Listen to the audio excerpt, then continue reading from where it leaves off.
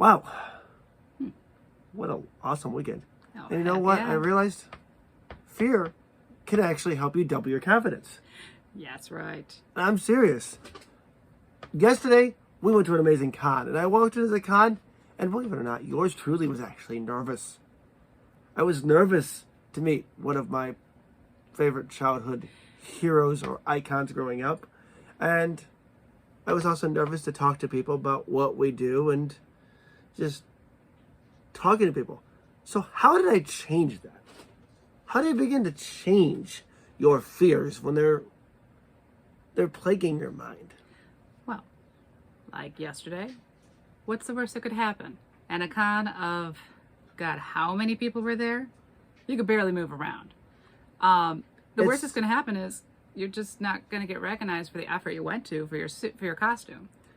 It was so big that there's talk that they're going to be opening the con to a bigger location next year to host all 300,000 people or more, because of the fact that they got more than 150,000 people in one day.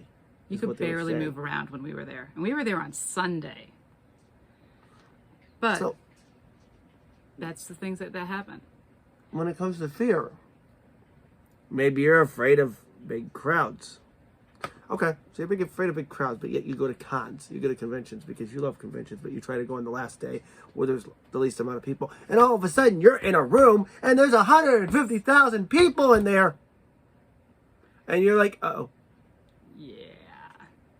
And you get lost from your friends who came with you to be your wingman, your wing woman, your wing person. So, what's the worst that could happen at that point? You get separated from your friends, you're trying to find each other. We have these fantastic things called a cell phone. Now, the cell phone is really good for being able to get a hold of each other and find each other. But you do also have to be aware that it's actually going off trying to get your attention. Because, I mean, the Comic-Cons, they're awesome, they're amazing, they're loud. So, what else could happen? Here's the thing. Somebody comes up to you and starts talking to you because, oh, hey, I like your costume. And you're shy, you're introverted, you're like, oh, thanks. And, yeah, how many hours did it take to put in your costume? And they're starting the conversation with you, and you're just like, help. Here's how you use that to an advantage to 10x your confidence, to double your confidence, I mean. I'm like 10xing everything now. To start with that, you already have a line opener. So just start slowly talking sentences and be like, well, a couple hours actually, I mostly work in this and this and this, and you just start opening slowly. But they're going to get the hint that, oh, hey, this person's shy. Maybe that person's going to help you break out of your shell a little bit. Guys, if you're shy, it takes work. It really does. The shy introvert, yeah, that's still me to an extent. That's why I let him do most of the talking. What do you think happened yesterday? Yesterday, to an extent at the con, I was kind of reverting back to my older self of the person that didn't like talking as much, and just Every time I turned around, he was talking. I was talking to the booth owners. True. And I was talking to cosplayers. That was the only thing that I was talking to. I don't see myself talking to people. If I don't see a person in a costume, I'm not going to walk up and say, hi, hey, this is what we do. Here's our card. No, I'm not going to do that. I'm just going to be like, oh, okay, cool. If they know about us, cool. If you're shy like that, think about, okay, what can you do? What can you start to do? Maybe set yourself a challenge for the day. You're going to talk to 5 people who just come up to you, or you like something about them. Maybe you think the cosplay is absolutely amazing and you really, really want to ask a question, but you're shy about going up and asking them. Here's another part of it. This is what helped me, and this is another tip for breaking free of that fear and how it's going to double your confidence. All these booth owners, you're at the cons, and all these booth owners are there, right? Start talking to them about what they do. You might be introverted, but you want to learn about other people. That's the whole point. It doesn't necessarily mean you're talking about yourself. You want to get to know other people. And here's how this is going to double your confidence. The more you start practicing by talking to other people, even people that aren't even potential partners, people who are married, like yesterday when I was talking to that married couple.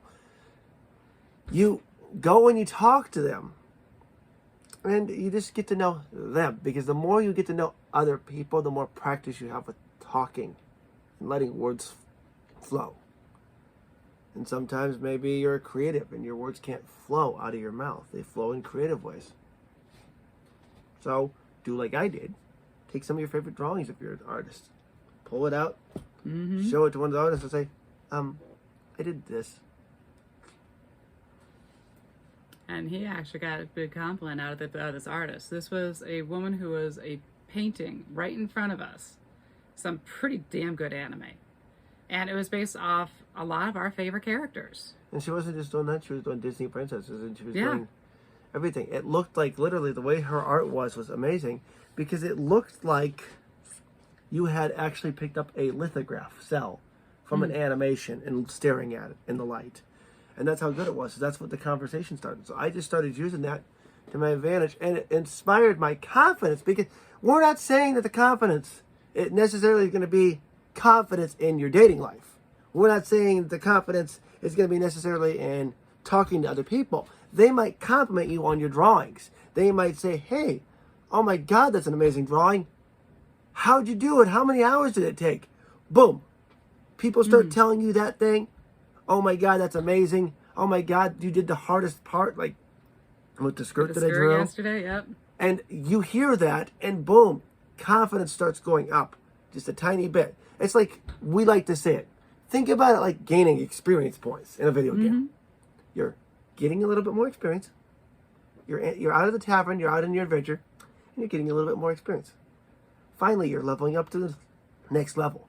Not necessarily the next level as a person, but the next level in confidence skills. Now, keep in mind, confidence is not restricted to just any one area of your life. It impacts everything. So, if you start working to just talk to, say, the booth owners at a con, or talking to a cosplayer about their costume, or someone comes up to you to talk to you about your costume, all of that lends itself to experience and confidence. Maybe you have a fear of failure. You're afraid of failing yet again at finding a partner, and then it falls apart. And you get the wall built up. How do you start building down the wall? How do you start breaking it down piece by piece? Simply letting people see pieces of yourself. Show your art. If you love to cosplay, show your cosplay. If you love a TV show, but you don't know how to do costumes, you don't want to do costumes, go wear a favorite shirt. Like I got my Pokemon shirt. Just wear a shirt to a con. Wear a shirt to a bookstore. Or if you can't decide on an anime, pick something else. I went as Little Red Riding Hood yesterday. And somebody complimented on her and said she looked like Ruby from the anime RWBY, aka Ruby. So I got something else to check out now. So I wouldn't have known that. That helps.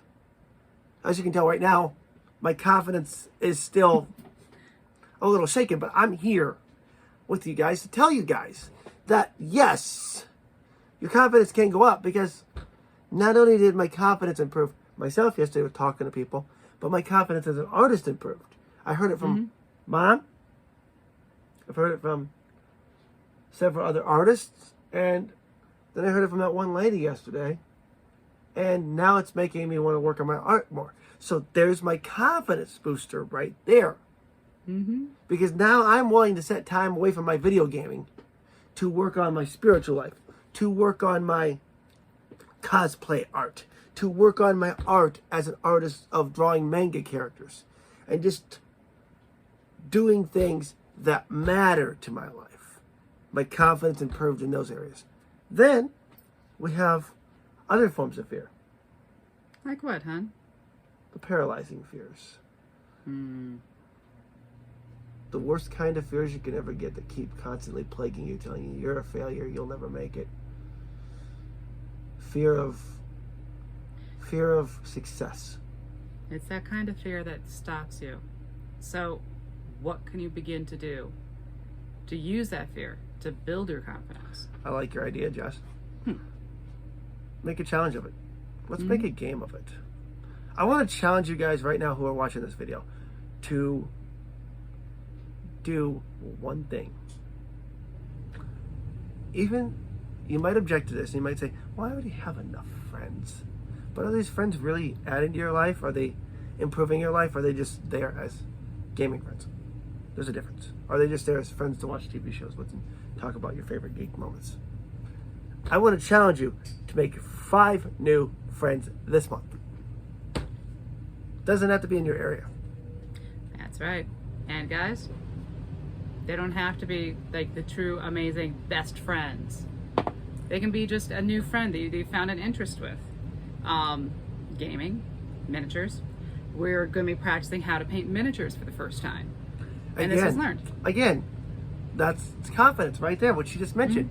We are going to be painting my Dungeons and Dragons Conquest of Nearath board game, which has unpainted tiny little miniatures, but I'm also going to paint my World of Warcraft miniatures as well for my World of Warcraft board game. And we're going to just start practicing one at a time with each one until we get it right. And then when we finally get it right, we're just going to replicate it and repaint all the ones we got wrong until we get it right.